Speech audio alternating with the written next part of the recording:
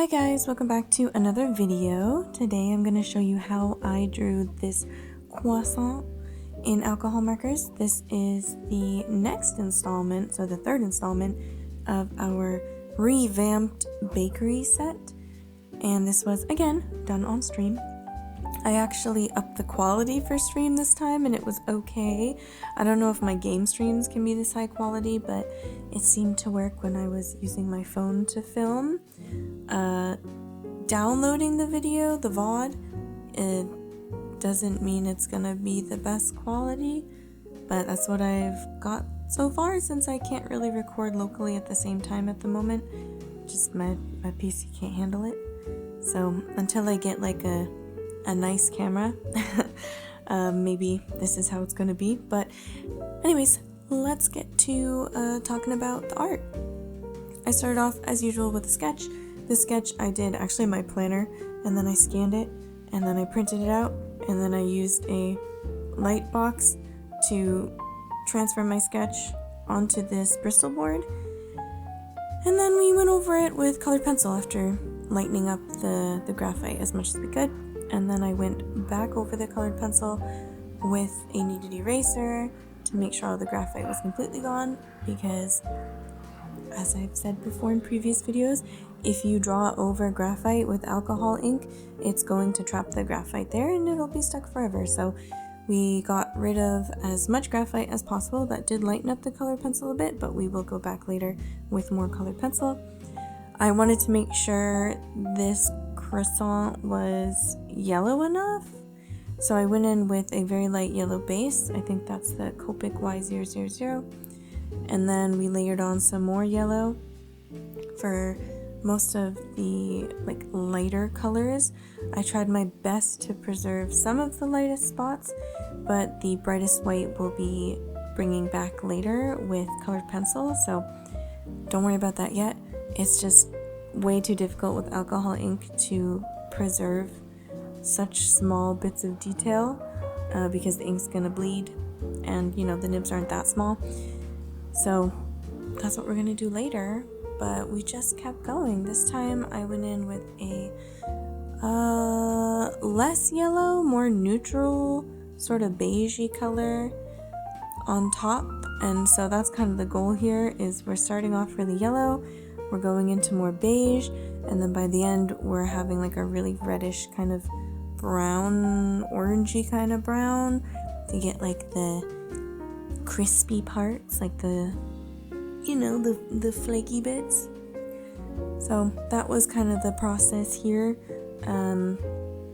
Just, I don't know, a lot of the times I just kept saying, I don't know what I'm doing, I'm just doing something, and then I would just like lay down colors and sort of like the shapes that I saw in the reference image, which I'm sorry, by the way, the reference image was in another window, and I guess every time I like moved the position or like changed windows, it changed size on OBS, so that's why it keeps looking weird. It looked good at the beginning, then it didn't look good, but it's fine, you can still see it, right?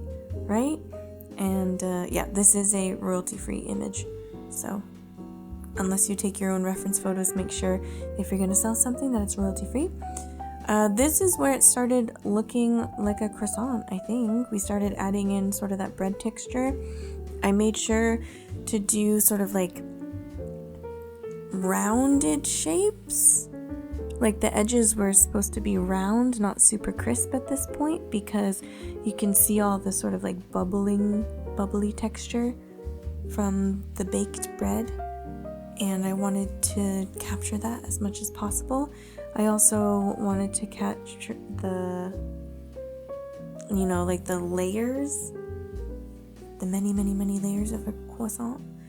So occasionally I went in with some like kind of thin lines as well, but we do bring that out more with colored pencil later, since again, even with like a really fine nib, like these Honolulu markers do have a fine tip as well, it's hard to get, or impossible to get, super thin. So a lot of the finer details I went in later and put in with colored pencil. And this is actually where I think it started looking good, and then when we get to the next color, that's when I think it started looking bad again. But every piece of art has to have an ugly stage. That's fine.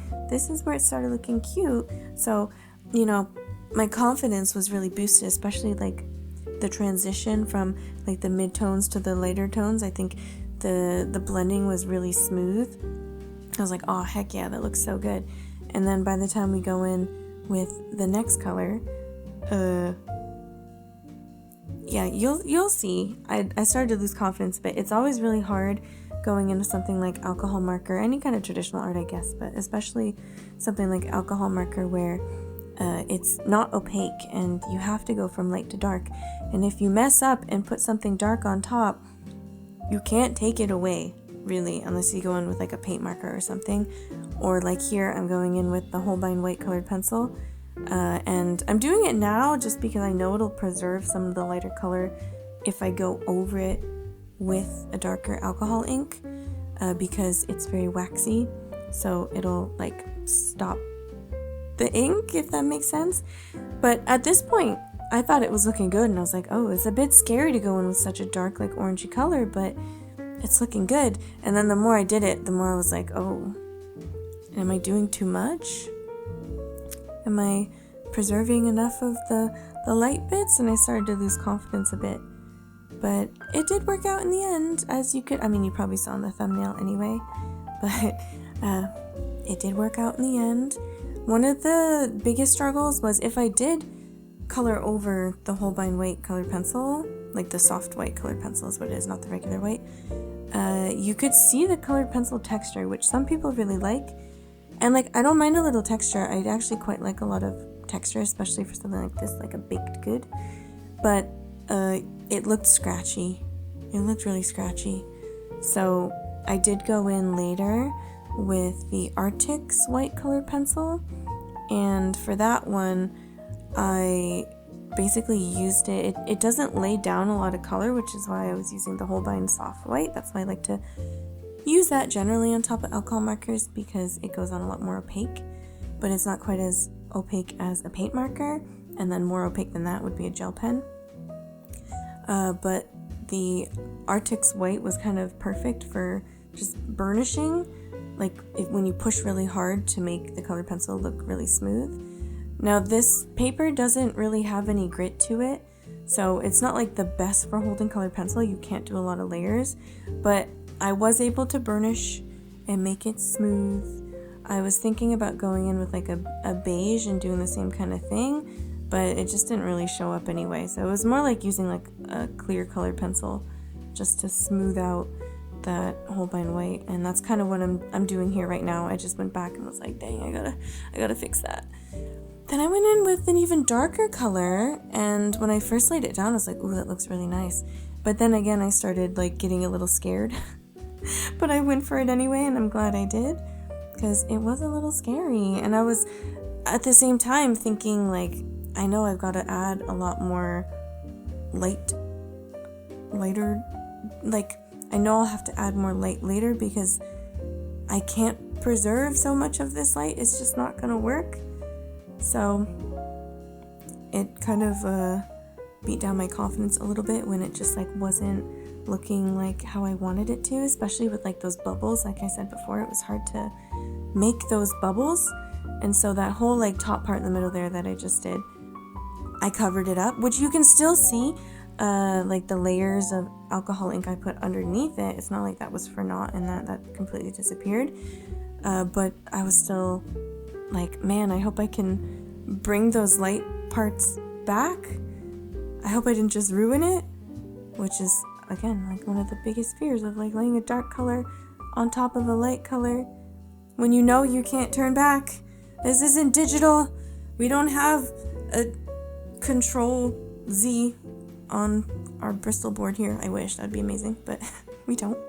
And of course I can always go back digitally and sort of like edit it a little bit, but I personally have not found any brushes that replicate this kind of look perfectly, so any major changes are not really possible, which is why it's a bit scary. But honestly, at this point it was working out. I was feeling a lot better after doing a bit more of the dark bits, and the fact that the ink always lays down darker when you first put it down, and then as it dries it gets lighter, so I stopped feeling quite as scared.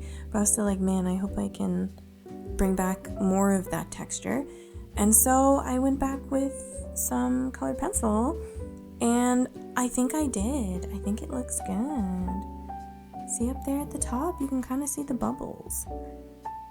I like it. I'm not mad at it. I'm not mad at all. After this, I did go in with the gel pen, and I was not happy because one, it wasn't smooth, and two, like you could see the texture so much, like it's like sort of 3D. So I decided to use a paint marker instead and hope I can sort of blend it out. I couldn't really, so I went back in with the Holbein white and just like, I don't know, like smush the heck out of it, and to soften those sort of bright white spots a little bit more, because I didn't want it to look super like plasticky. But I think it worked out. And then this is where it just like it all comes together. It always comes together when you add the colored pencil at the end, like around all of the edges, because alcohol marker, like it lays down and sort of the ink sort of spreads out a bit. And so you just crisp it up with that colored pencil. She's crispy, and I love her. And we're basically finished here. So I signed it, and that was it. That's all she wrote. I only used 2 different browns of colored pencil before I was like, yeah, she's good. I don't think I have to add anything else. And that's it. Thank you so much for watching. I will see you guys in the next one. Bye!